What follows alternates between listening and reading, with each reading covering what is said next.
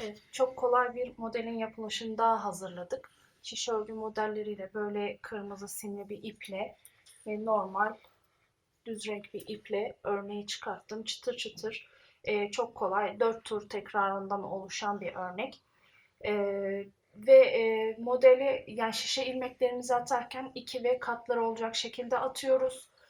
Ve birçok örgüde kullanabiliriz. Şapkalar, kazaklar, kazak örülmüş halini görmüştüm ben. Çok güzel olmuş.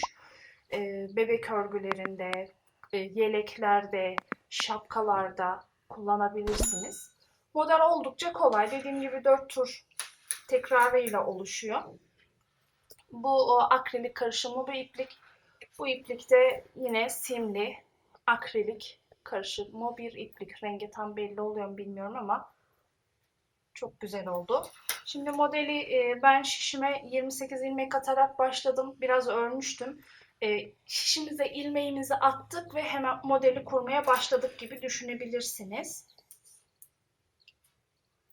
Şimdi 28 ilmek attım ve başlıyorum. Şişime 2 ilmeği birlikte geçiriyorum. Bir kez düz örüyorum. Çıkarmıyorum. Birinci ilmeğe tekrar yapıyorum, geçiriyorum şişimi, düz örüyorum ve çıkartıyorum. Tekrar 2 ilmeği taktım, düz olarak ördüm. Birinci ilmeği şişten çıkartmadım. Birinci ilmeğe tekrar şişimi geçirdim ve düz olarak ördüm. Şimdi bu işlemi sıra sonuna kadar tekrar ediyoruz. İkisini bir örüyorum, şişten çıkartmıyorum. Birinciyi tekrar düz örüyorum. İkisi bir, birinci tekrar düz. Sonra çıkartıyorum.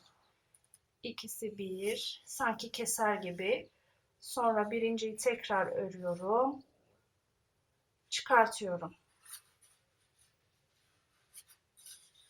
İlk turumuz bu şekilde örülüyor. Şişimize ilmeklerimizi 2 ve katları olacak şekilde, yani çift sayı olacak şekilde atıyoruz. İkisini bir örüyorum. Çıkarmıyorum. Birinciyi örüyorum. İkisini bir örüyorum. Çıkarmıyorum. Birinciyi örüyorum.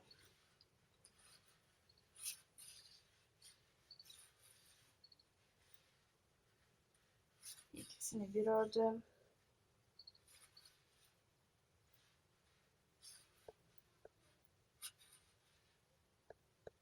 Böyle ikisini bir örüyorum.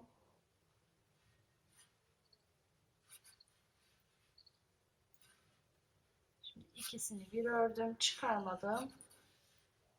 Bu şekilde. İlk turumuzu tamamladık. Şimdi arka sıraya geliyoruz. Hepsini ters örüyoruz.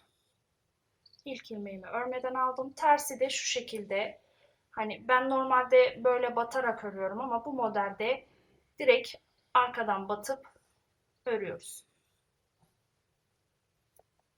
Sıra sonuna kadar ters.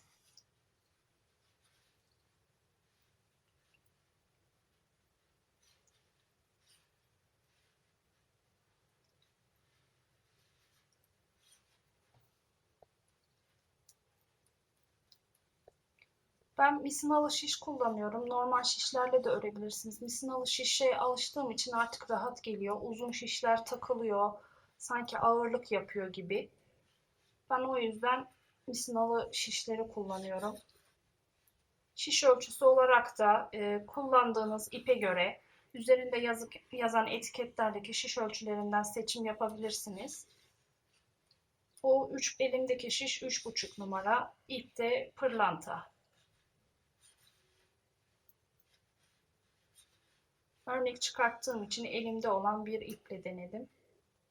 Sıra sonuna kadar ters örüyoruz.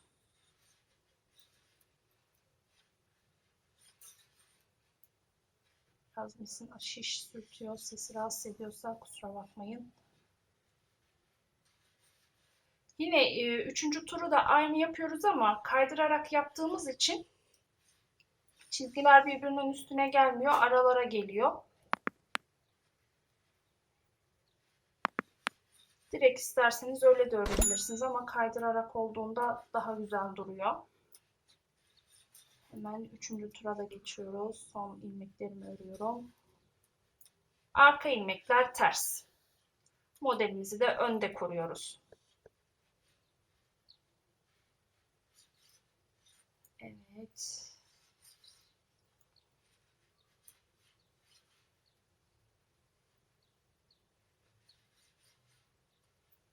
Şimdi 3. tura geçtik.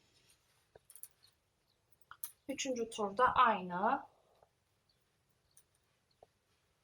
İlk ilmeğimi örmeden alıyorum. Şimdi 2 ilmeği şişime geçirdim. Sağ şişime düz olarak örüyorum.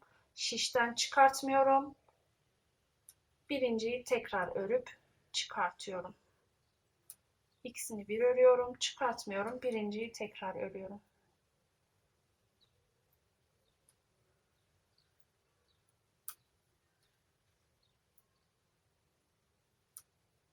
İkisi bir.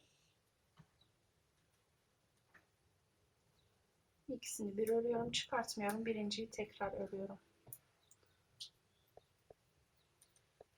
İstediğimiz ölçülere gelene kadar o 4 turun tekrarıyla örgümüzü tamamlayacağız.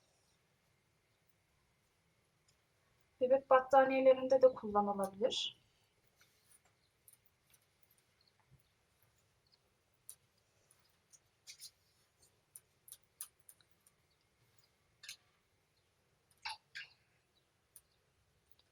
Evet, ikisini bir örüyoruz.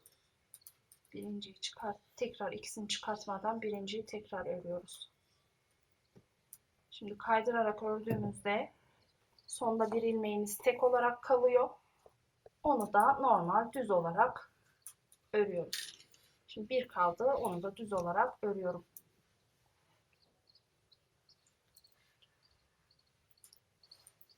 Ve arka sıra 4. turumuz, son turumuz.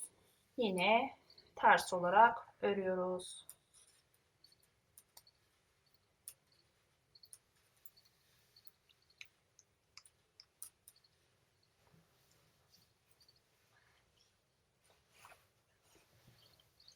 Bir dakika.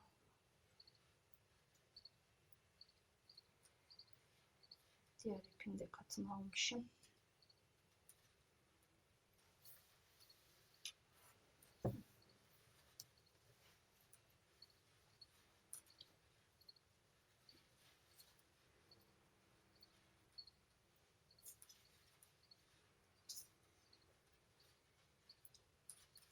Sıra sonuna kadar ters.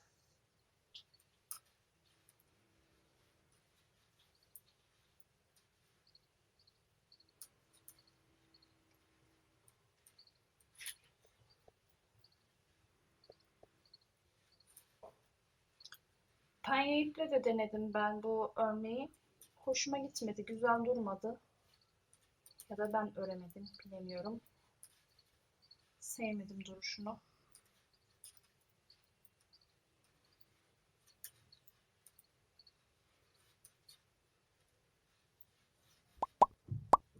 Evet.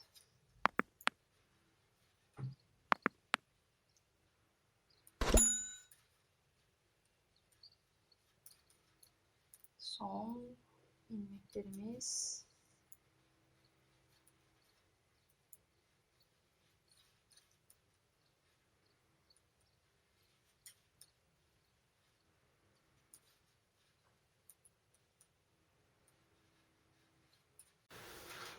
Modelimizi tamamladık.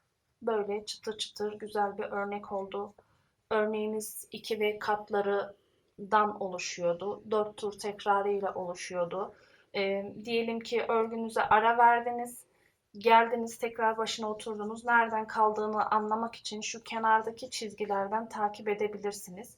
Mesela burada bir baştan başlıyor. Şurada bir geriden başlıyor. Şimdi baştan yani ilk 2 ilmeği örerek başlayacağız.